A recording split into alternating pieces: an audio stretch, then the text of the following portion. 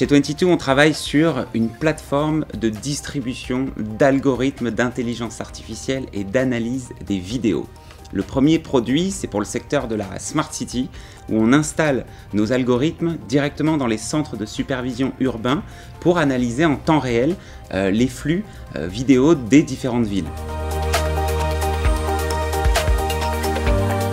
Il y a des docteurs, des ingénieurs, essentiellement spécialisés dans justement le deep learning. Et on n'avait pas cette capacité, et en tout cas cette compétence, de pouvoir distribuer nos algorithmes. Et cette couche de DevOps, justement, est hyper importante parce que on peut mettre tous les algorithmes du monde et les plus performants, si on ne sait pas les adapter aux systèmes existants, aux infrastructures existantes, et bien du coup ça ne fonctionne jamais.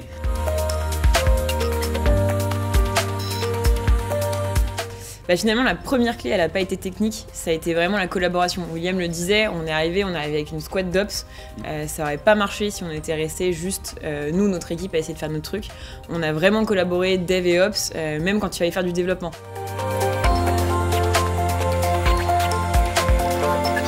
Un projet ambitieux, ouais, parce qu'un projet super complexe techniquement. Pourquoi complexe techniquement? On devait déployer une infra sans cloud et offline, donc sans internet.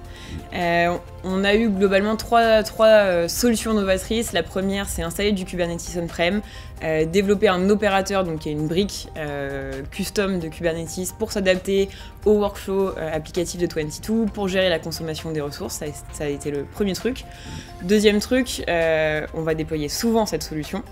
L'idée, c'est qu'il faut qu'elle soit déployable rapidement, donc on a tout fait en infrastructure as code. Et puis pour déployer cette solution sans internet, il a fallu se casser la tête et pareil, développer des modules custom. Il fallait que ce soit résilient. S'il y a un bout de l'infra qui tombe, il faut que le produit fonctionne.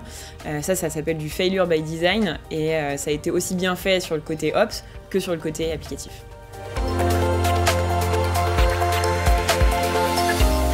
Alors pour ça, on s'est vraiment reposé sur toutes les capacités de Kubernetes. L'idée, ça a été d'utiliser toutes les ressources possibles, les opérateurs, les webhooks, pour vraiment réussir à découper le flux, à optimiser la consommation des ressources et à assurer la résilience.